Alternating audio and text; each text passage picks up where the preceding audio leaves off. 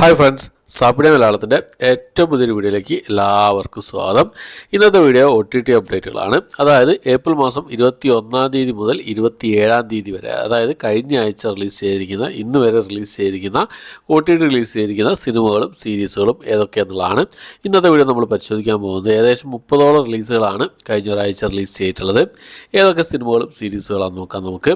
അതിലൊന്നാമത്തെ cinema എന്നുള്ളത് ഒരു action adventure drama thriller വിഭാഗത്തിൽ ഒരു തായ് മൂവിയാണ്. ദ ക്ലീനർ എന്നാണ് സിനിമയുടെ പേര് വരുന്നത്. ഇംഗ്ലീഷ് തായ് ഭാഷകളായിട്ട് ആമസോൺ പ്രൈമിലാണ് ഈ ഒരു സിനിമ അവൈലബിൾ ആയിട്ടുള്ളത്.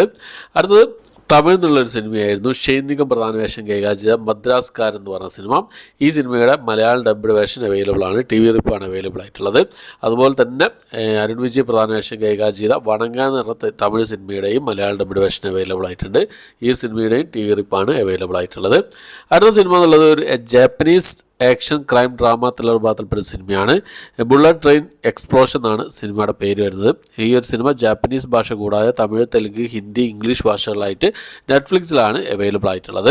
അടുത്ത സിനിമ നമ്മുടെ ലാലേട്ടൻ പ്രധാന വേഷം കൈകാര്യം ചെയ്ത ഒരു വലിയൊരു മലയാളത്തിലെ ഏറ്റവും വലിയൊരു സിനിമയായിരുന്നു എമ്പുരാൻ എന്ന് പറയുന്ന സിനിമ. ഈ ഒരു സിനിമ OTT റിലീസ് ചെയ്തിരിക്കുകയാണ്. ജിയോ ഹോട്ട്സ്റ്റാർ വഴിയാണ് ഈ ഒരു സിനിമ റിലീസ് ചെയ്തിട്ടുള്ളത്. ഈ ഒരു സിനിമ മലയാള ഭാഷ കൂടാതെ തമിഴ്, തെലുങ്ക്, കന്നഡ ഭാഷകളായിട്ടാണ് ഇപ്പോൾ മുതൽ അവൈലബിൾ ആയിട്ടുള്ളത്. അടുത്ത നമ്മുടെ ചിയാൻ വിക്രം പ്രധാന വേഷം കൈകാര്യം ചെയ്ത ക്രൈം ആക്ഷൻ ത്രില്ലർ വിഭാഗത്തിൽപ്പെട്ട സിനിമയായിരുന്നു വീര ധീര സൂര്യൻ എന്ന് പറയുന്ന സിനിമ. ആമസോൺ പ്രൈമിലാണ് ഈ ഒരു സിനിമ തമിഴ് ഭാഷ കൂടാതെ തെലുങ്ക്, മലയാളം, കന്നഡ, ഹിന്ദി ഭാഷകളായിട്ട് ഇപ്പോൾ അവൈലബിൾ ആയിട്ടുള്ളത്. അടുത്ത ഡ്രാമ അഡ്വഞ്ചർ വിഭാഗത്തിൽപ്പെടുന്ന ഒരു സിനിമയാണ് എ ഡോഗ്സ് വേ ഹോം എന്ന് പറഞ്ഞ English movie. English, Hindi, Tamil, Telugu ഭാഷകളായിട്ട് നെറ്റ്ഫ്ലിക്സിലാണ് ഈ ഒരു സിനിമ അവൈലബിൾ ആയിട്ടുള്ളത്. അടുത്തത് ഒരു ഹൊറർ സയൻസ് ഫിക്ഷൻ ത്രില്ലർ വിഭാഗത്തിൽപ്പെടുന്ന ഒരു ഇംഗ്ലീഷ് മൂവിയാണ് ആഷ് എന്നാണ് സിനിമയുടെ പേര് വരുന്നത്. ഈ ഒരു സിനിമ ആമസോൺ പ്രൈമിലാണ് അവൈലബിൾ ആയിട്ടുള്ളത്. ഇംഗ്ലീഷ്, ഹിന്ദി ഭാഷകളായിട്ടാണ് അവൈലബിൾ ആയിട്ടുള്ളത്.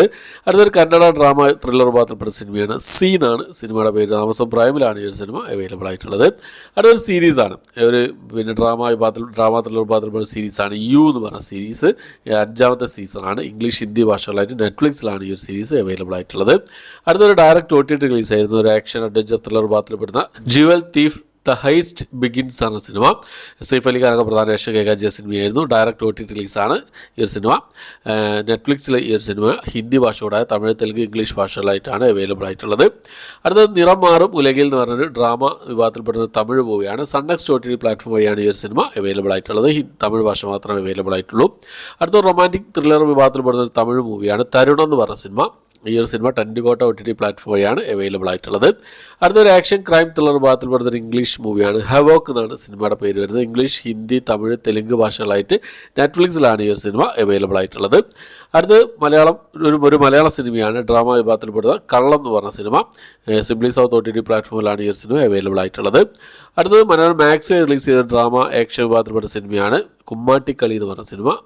ഈ ഒരു സിനിമ മലയാള ഭാഷയിൽ മാത്രമായിട്ട് മാക്സിൽ അവൈലബിൾ ആണ്. അടുത്ത പ്രിയാമണി പ്രധാന വേഷം കൈകാര്യം ചെയ്ത ഒരു പഴയ സിനിമയായിരുന്നു ഭാമ കലാപം എന്ന് പറഞ്ഞ സിനിമ. ഒരു ഡ്രാമ ക്രൈം ത്രില്ലർ വിഭാഗത്തിൽപ്പെട്ട സിനിമയാണ്. ഡ്രാമ കോമഡി ക്രൈം ത്രില്ലർ വിഭാഗത്തിൽപ്പെട്ട സിനിമയാണ്. സിംപ്ലി സൗത്ത് OTT പ്ലാറ്റ്ഫോമിലാണ് ഈ ഒരു സിനിമ അവൈലബിൾ ആയിട്ടുള്ളത്. അടുത്ത ഭരത് പ്രധാന വേഷം കൈകാര്യം ചെയ്ത ത്രില്ലർ മൂവിയാണ് മിറൽ എന്നാണ് സിനിമയുടെ പേര് വരുന്നത്. സിംപ്ലി സൗത്ത് OTT പ്ലാറ്റ്ഫോമിലാണ് ഈ ഒരു സിനിമയും അവൈലബിൾ ആയിട്ടുള്ളത്.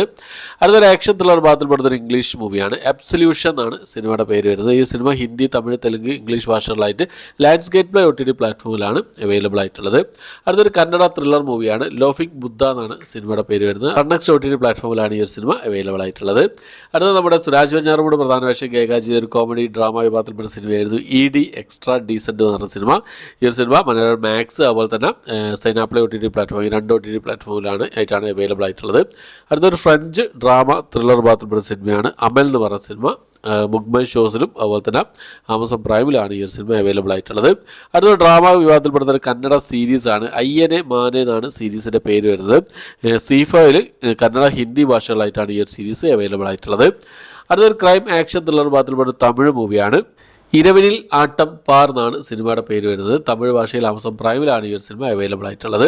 അടുത്തൊരു ക്രൈം കോമഡി ഡ്രാമ വിഭാഗത്തിൽപ്പെടുന്ന ഒരു ഇംഗ്ലീഷ് മൂവിയാണ് കജില്ലിയോ നെയർ എന്നാണ് സിനിമയുടെ പേര് വരുന്നത്. ഇംഗ്ലീഷ്, ഹിന്ദി ഭാഷകളായിട്ട് ജിയോ ഹോട്ട്സ്റ്റാറിലും നെറ്റ്ഫ്ലിക്സിലായിട്ടാണ് ഈ ഒരു സിനിമ അവൈലബിൾ ആയിട്ടുള്ളത്. അടുത്തൊരു ഡ്രാമ വിഭാഗത്തിൽപ്പെടുന്ന ഒരു ഇംഗ്ലീഷ് മൂവിയാണ് ലാൻഡ് ലൈൻ എന്നാണ് സിനിമയുടെ പേര് വരുന്നത്. ആമസോൺ പ്രൈമിലാണ് ഈ ഒരു സിനിമ അവൈലബിൾ ആയിട്ടുള്ളത്.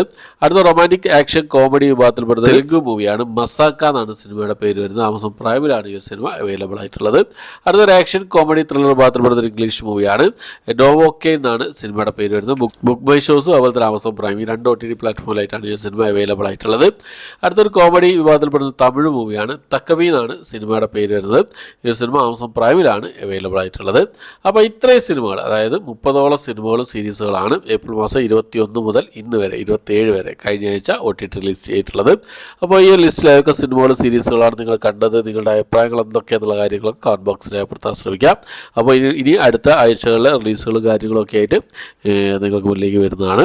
ഓക്കെ, അപ്പോൾ തുടരുന്ന പറഞ്ഞ സിനിമ തിയേറ്ററിൽ കണ്ടു, റിവ്യൂ ചെയ്തിട്ടുണ്ട്. ഇതുപോലുള്ള സിനിമകളും ഈ OTT റിലീസ് ചെയ്ത സിനിമകളും സീരീസുകളും ഒക്കെ കണ്ട് എത്രയും പെട്ടെന്ന് തന്നെ റിവ്യൂ നിങ്ങൾക്ക് മുന്നിലേക്ക് എത്തിക്കാൻ ശ്രമിക്കുന്നതാണ്. അപ്പോൾ എത്രയാണ് ഇന്നത്തെ വീഡിയോ ഇഷ്ടപ്പെട്ടായിരിക്കും. ഇഷ്ടപ്പെട്ടെങ്കിൽ ലൈക്ക് ചെയ്യാൻ, ഷെയർ ചെയ്യാൻ, സബ്സ്ക്രൈബ് ചെയ്യാൻ മറക്കാതിരിക്കുക. പുതിയൊരു വീഡിയോ ആയിട്ട് വരുന്നവരേക്കും